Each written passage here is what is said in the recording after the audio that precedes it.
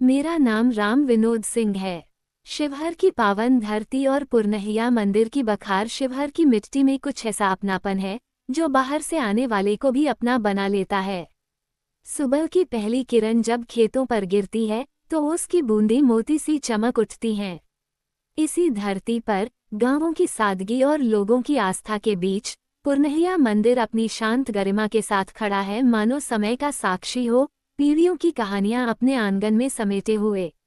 कहते हैं कि यह मंदिर बहुत पुराना है। बुजुर्ग बताते हैं कि उनके दादा परदादा भी यहाँ दीप जलाने आया करते थे। मंदिर के पीछे एक पुरानी बखार है, मिट्टी और ईंटों से बनी वह कोठरी जहाँ कभी अन्न रखा जाता था। पर यह बखार सिर्फ अनाज रखने की जगह नहीं थी, ये गांव की एकता, विश्वास और सहारे का प्रतीक थी। बहुत साल पहले की बात है। शिवहर के आसपास के इलाकों में भयंकर सूखा पड़ा। खेतों में दरारें पड़ गईं, तालाब सूख गए और लोगों के घरों में चूल्हा जलना मुश्किल हो गया। हर चेहरे पर चिंता थी। तभी गांव के बुजुर्गों ने मंदिर के प्रांगण में सभा बुलाई। सबने तय किया कि जिसके घर में जितना भी अनाज बचा है वो पुरनहिया मंदिर की बखार में जमा करेगा। धीरे धीरे लोग आने लगे। कोई एक मटका चावल लाया, कोई थोड़ा सा गेहूं, कोई मुट्ठी भर दाल। देखने में कम लगता था, पर जब सब मिलकर रखने लगे तो बखार भरती चली गई। वो दृश्य आज भी लोगों की आंखों में बसा है। गरीबी थी मगर दिलों में अमीरी थी। मंदिर के पुजारी पंडित रामलखन जी बड़े सरल स्वभाव के थे। वे रोज सुबह भगवान के सामने दीप जलाते और प्रार्थना करते, हे प्रभु, इस गांव की लाज रखना। फिर बखार का दरवाजा खोलकर जरूरतमंदों को अनाज बांटते। कोई भूखा नहीं सोता था। मंदिर की घंटियों की आवाज में सिर्फ पूजा नहीं बल्कि करुणा की ध्वनि गूंजती थी। इसी गांव में एक लड़का रहता था, नाम था माधव। उसके पिता किसान थे, पर सूखे ने सब छीन लिया था। एक दिन माधव अपनी माँ के साथ मंदिर पहुंचा। माँ की आंखों में आंसू थे, पर हाथ जुड़े हुए थे। पंडित जी ने उन्हें स्नेह से बैठाया और बखार से अनाज निकालकर दे दिया। जाते समय माधव ने मंदिर की सीढ़ियों को छूकर प्रणाम किया और मन ही मन संकल्प लिया, जब बड़ा हो जाऊंगा तो इस मंदिर का कर्ज जरूर चुकाऊंगा।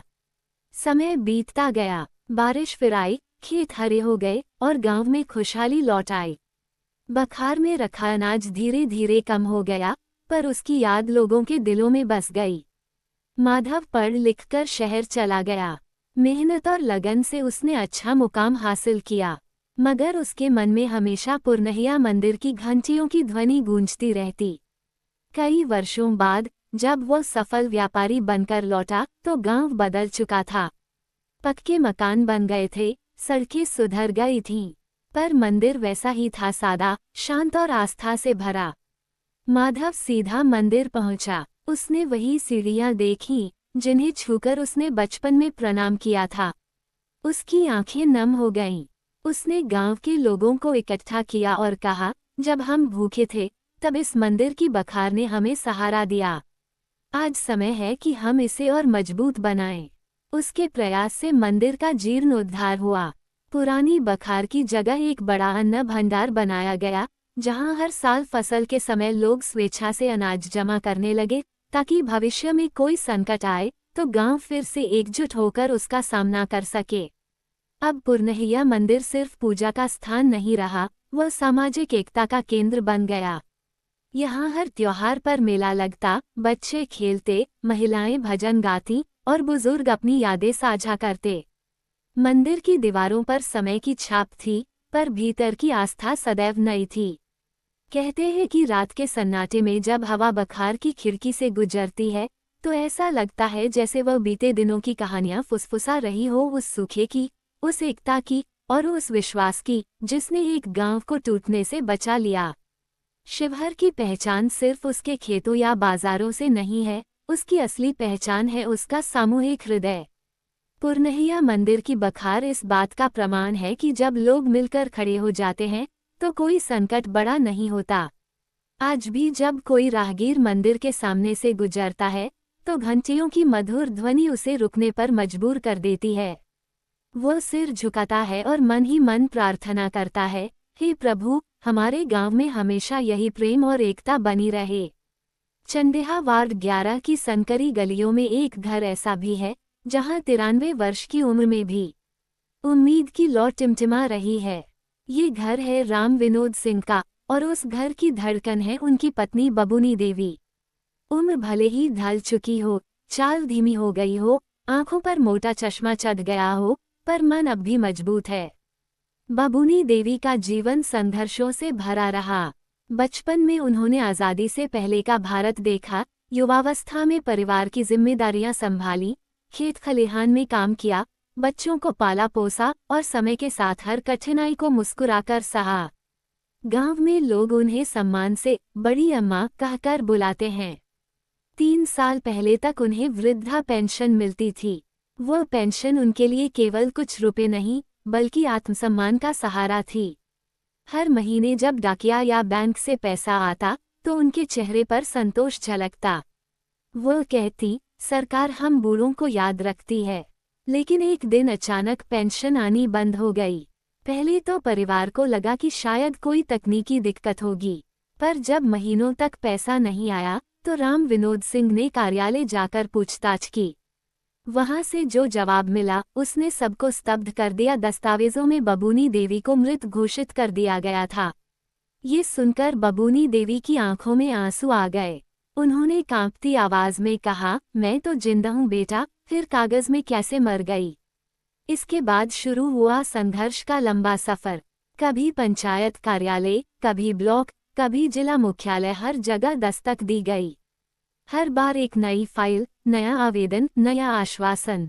बाबू लोग कहते, जांच होगी, सुधार होगा, लेकिन 3 साल बीत गए, कागजों में उनकी मौत जस की तस बनी रही। गांव के लोग भी हैरान थे। रोज सुबह बबूनी देवी मंदिर जाती, आंगन में बैठकर धूप सेंकती, बच्चों को आशीर्वाद देती। सब जानते थे कि वह जिंदा हैं, स्वस्थ हैं, पर सरकारी रजिस्टर में उनका नाम मृतकों की सूची में दर्ज था। कई बार वह खुद लाठी टेकते हुए कार्यालय पहुंची। वहां कुर्सी पर बैठकर इंतजार करती, फिर किसी बाबू से कहती, बाबूजी, देखिए न, मैं जिंदा हूँ। कुछ लोग सहानुभूति जताते, कुछ अनसुना कर देते। ये केवल पेंशन का मामला नहीं था, यह उस सम्मान का प्रश्न था जो एक बुजुर्ग को मिलना चाहिए। कागज पर मृत घोषित होना किसी भी जीवित इंसान के लिए गहरी चोट है। बबूनी देवी को लगता मानो उनकी पहचान ही छीन ली गई हो। राम विनोद सिंह भी परेशान थे। वह कहते, हमने जीवन भर मेहनत की, कभी किसी से भीख नहीं मांगी। अब अपनी पत्नी को जिंदा साबित करने के लिए दर दर भटकना पड़ रहा है। आखिरकार यह मामला जिला अधिकारी तक पहुंचा। प्रतिभा रानी ने इस प्रकरण का संज्ञान लिया। उन्होंने अधिकारियों को जांच के निर्देश दिए और आश्वासन दिया कि जल्द ही न्याय मिलेगा। जब ये खबर बबूनी देवी तक पहुंची तो उनके चेहरे पर हल्की मुस्कान आई। उन्होंने हाथ जोड़कर कहा, भगवान करे अब सच सामने आए। गांव के लोग भी उम्मीद करने लगे कि अब उनकी पेंशन फिर से शुरू होगी। बच्चे कहते, बड़ी अम्मा, अब आपको ज्यादा चक्कर नहीं लगाना पड़ेगा। केवल एक परिवार की नहीं, बल्कि उस व्यवस्था की भी है जहां एक छोटी सी गलती किसी के जीवन को कितना प्रभावित कर सकती है। कागजों की एक लाइन ने 3 साल तक एक बुजुर्ग महिला को संघर्ष करने पर मजबूर कर दिया। फिर भी बबूनी देवी ने हार नहीं मानी। हर सुबह वह उठती, पूजा करती और कहती, सच की जीत होगी।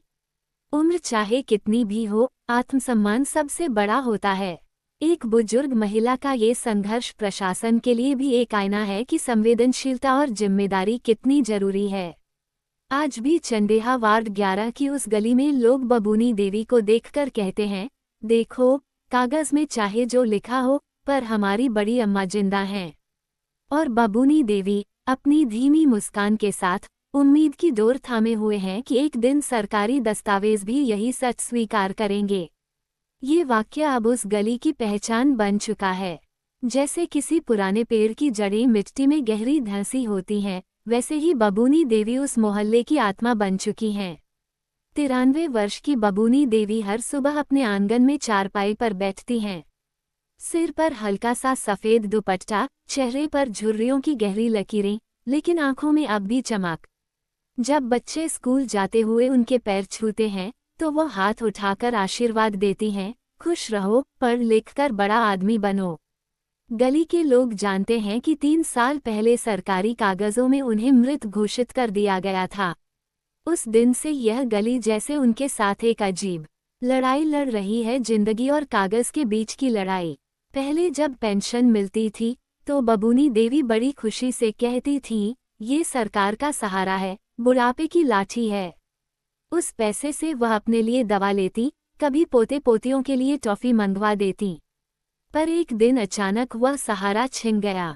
जब परिवार को पता चला कि दस्तावेजों में उन्हें मृत घोषित कर दिया गया है तो सब सन्न रह गए। बबूनी देवी ने हंसते हुए कहा था, अरे मैं तो सांस ले रही हूँ, फिर मर कैसे गई। लेकिन उस हंसी के पीछे एक गहरी पीड़ा थी। इसके बाद शुरू हुआ दफ्तरों का चक्कर, कभी पंचायत भवन, कभी ब्लॉक कार्यालय, कभी जिला मुख्यालय। हर जगह वही फाइलें, वही मुहरें, वही इंतजार। बबूनी देवी कई बार खुद भी गईं, लाठी टेकते हुए, बेटे का सहारा लेकर, धूप में बैठकर घंटों अपनी बारी का इंतजार करती रहीं। एक दिन उन्होंने एक बाबू से कहा, बाबूजी, मेरा नाम जिंदा लोगों में लिख दीजिए, मैं अभी मरना नहीं चाहती। कमरे में बैठे कुछ लोग मुस्कुरा दिए, पर किसी ने उनकी आंखों में भरा दर्द नहीं पड़ा। गली के लोग इस अन्याय से आहत थे।